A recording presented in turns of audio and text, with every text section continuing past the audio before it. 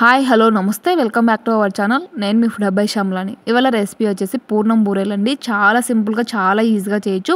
ఈ శ్రావణ మాసంలో శుక్రవారము వరలక్ష్మి వ్రతం రోజు ఇలాంటి పండగల ఫెస్టివల్ అప్పుడు పూర్ణం బూరెలు ఈజీగా సింపుల్గా చేయాలనుకుంటే ఇది ఒక ప్రాసెస్ చూడండి. చాలా సింపుల్గా చేయొచ్చు, చాలా ఈజీ వేలో చెప్పాను. ఇక్కడ బూరెలు అయితే అమ్మవారికి చాలా ఇష్టం కాబట్టి ఈ శ్రావణ మాసం శుక్రవారంలో కానీ లేదంటే వరలక్ష్మి వ్రతంలో కానీ ఇవి ప్రసాదంగా నివేదన అర్పణ చేయండి.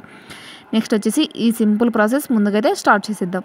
ముందుగా అయితే ఒక కడాయి తీసేసుకొని ఆ కడాయిలో ముందుగా బెల్లాన్ని కరిగించుకుందాం. బెల్లంలో ఒకసారి చెత్త నలక లాంటివి వస్తుంది కదా, అలాంటివి ఏమైనా ఉంటే ఇక్కడ ఫిల్టర్ చేసుకోవచ్చు బెల్లాన్ని. ఒక కడాయిలో 1 కప్పు బెల్లం తీసుకొని 2 కప్పుల వాటర్ పోసేసుకొని దాన్ని బెల్లం వాటర్లో మరలితే చాలు. జస్ట్ బెల్లం కరిగితే చాలు, సరిపోతుంది. ఇక్కడ మనకి ఎలాంటి పాకం అవసరం లేదు. ఎందుకంటే నలతలు కానీ ఇసుక కానీ అలాంటివి ఫిల్టర్ చేసుకోవడానికి. నెక్స్ట్ వచ్చేసి ఇంకొక కడాయి తీసేసుకొని ఆ కడాయిలో ఒక పెద్ద టేబుల్ స్పూన్ నెయ్యి వేసేసుకోవాలి. నెయ్యి వేసేసుకొని 1 కప్పు శనగపిండి. ఇక్కడ శనగపప్పుతో ఏం అవసరం లేదు, శనగపిండితోనే భక్షాలు ఈ పూర్ణం బూరెలకి పూర్ణాలు చాలా బాగుంటుంది. శనగపిండితో పూర్ణాలు అనుకోద్దండి, ఎందుకంటే శనగపిండి రావాలంటే కూడా శనగపప్పుతోనే ఎలా గ్రైండ్ చేసి పిండిని తయారు చేస్తారు. ఆ వేలో మనం పప్పు ఉడికించుకోకుండా సింపుల్గా ఈజీగా ఇలా పూర్ణం బూరెలు చేసుకోవచ్చు.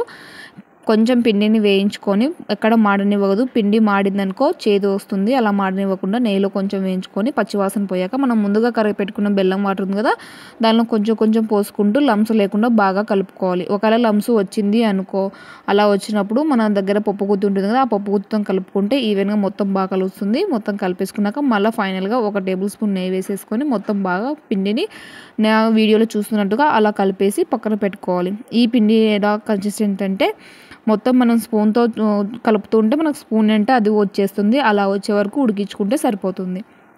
ఇది కొంచెం చల్లారాక కూడా కొంచెం గట్టి పడుతుంది. కొంచెం అట్లా ఉన్నప్పుడే స్టిక్కీ ఉన్నప్పుడే తీసేసుకొని ప్లేట్లో వేసుకొని చల్లారనిచ్చుకుంటే సరిపోతుంది. ఇక్కడ వచ్చేసి ఇంతేనండి, చాలా సింపుల్ ప్రాసెస్. మనం ఎక్కడ పప్పు ఉడకపెట్టలేదు, చాలా ఈజీగా చేయొచ్చు. మొదటిసారి పెళ్ళైన వాళ్ళు ఇలా పూర్ణాలు అలా చేసేటప్పుడు అయితే ఇలా డెఫినెట్గా ట్రై చేయండి. చాలా సింపుల్గా చాలా ఈజీగా ఉంటుంది. మనకి ఎక్కడ పప్పు మాడిపోయిన టెన్షన్ ఉండదు, ఈజీగా అయిపోతుంది. మనం పప్పు అయినా పిండి అయినా ఒకటే కదా, పప్పుతోనే పిండి ఆడిస్తారు కాబట్టి ఈ వేలో ఒకసారి ట్రై చేయండి, చాలా బాగుంటుంది.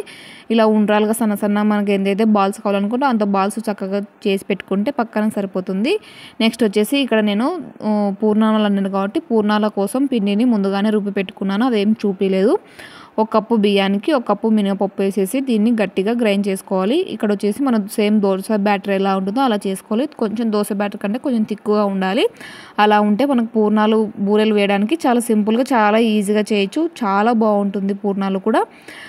నేను చెప్పాను కదా, బియ్యం 1 కప్పు, మినపప్పు కూడా 1 కప్పు తీసేసుకొని రెండింటిని ఒక 4 అవర్స్ అయినా నానపెట్టుకొని మిక్సీ గ్రైండ్ చేసుకోవాలి. చాలా ఫైన్గానే సేమ్ దోశ బ్యాటర్ ఎలా పట్టుకుంటామో అలా పట్టేసుకుంటే సరిపోతుంది. కొంచెం తిక్కుగానే పట్టుకోవాలి పూర్ణాలకి. మరి దోశ అంత లూజ్గా కాకుండా కొంచెం తిక్కుగా పట్టుకుంటే సరిపోతుంది. ఇలా పట్టుకున్న పిండిని మనం ముందుగానే ఉండలు చేసుకున్నాం కదా, ఆ ఉండలు అందులోకి వేసేసుకొని నూనెని డీప్ ఫ్రైకి తగ్గట్టుగా వేడి చేసి పెట్టుకోవాలి ముందుగానే.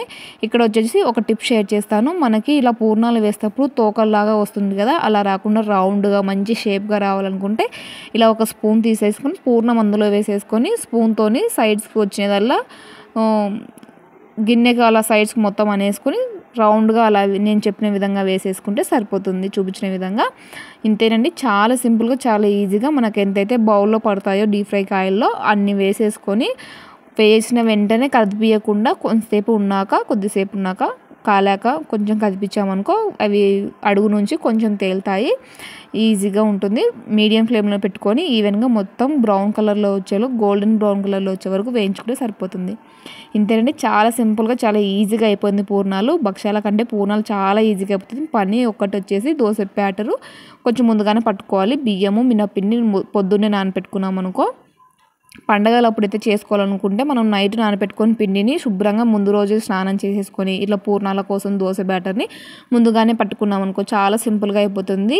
ఈ రెసిపీ మీకు నచ్చితే ఒక లైక్ చేయండి. అలాగే ట్రై చేసి మీకు రుచులకు తప్పకుండా ఫీడ్బ్యాక్ కామెంట్ చేయండి. మరిన్ని టేస్టీస్ అండ్ వెరైటీస్ రెసిపీస్ కోసం ఫుడ్ అబ్బాయి ఛానల్ని సబ్స్క్రైబ్ చేసుకోండి. ఈ బూరెల్లో కొద్దిగా పైన నెయ్యి వేసుకొని తింటే సూపర్ టేస్టీగా ఉంటుంది. డెఫినెట్గా ట్రై చేయండి. లోపల స్టఫింగ్ కూడా చాలా సాఫ్ట్గా ఉంటుంది, నోట్లో వేసుకుంటే సరిపోతుంది. అలాగే వచ్చేసి మీరు ట్రై చేసాకనే కింద కామెంట్ బాక్స్లో కామెంట్ చేయండి. మొదటిసారి నా వీడియో చూసినట్లయితే ప్లీజ్ సబ్స్క్రైబ్ చేసుకోండి. ఇంతేనండి ఇవాల్టి వీడియో.